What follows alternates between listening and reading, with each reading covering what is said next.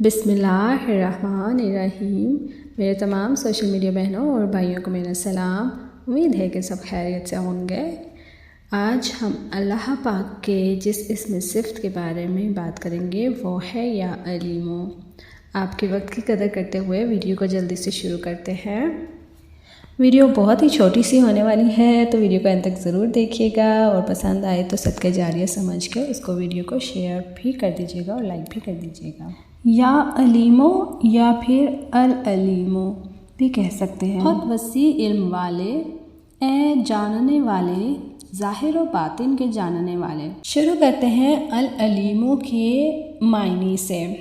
سب کو یہ معلوم ہوگا بہت وسیع علم والا، جس کا علم ظاہر اور باطن، خفیہ اور اعلانیہ سب کو محیط ہو، جس پر کوئی چیز چھپی نہ ہو، مخفی نہ ہو۔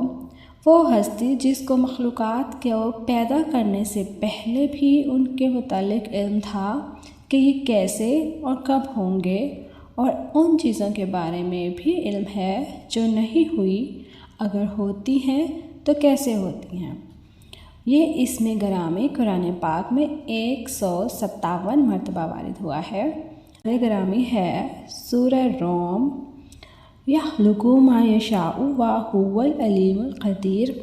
وہ جو چاہتے ہیں پیدا کرتے ہیں، وہ علیم و قدیر ہیں۔ ایک اور آیت ہے النساء کی، سورہ النساء کی، اس کا ترجمہ ہے اللہ تعالیٰ کافی ہیں جاننے والے، وَكَفَى بِاللَّهِ عَلِيمًا۔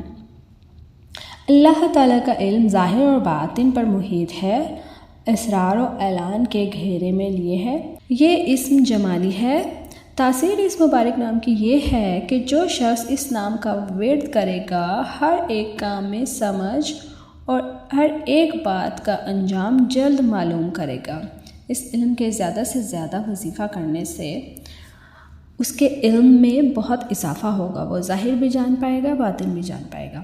اور خاصیت اس کی یہ ہے کہ جس شخص کو استخارہ کے طور پر کسی بات کا نیک اور بد انجام معلوم کرنا ہو تو جمعہ کی شب کو عشاء کی نماز کے بعد سجدہ میں جا کر 100 مرتبہ یا علیمو کہے، یعنی کہ ایک تسبیح، اور پھر خاموش ہو کر سو جائے۔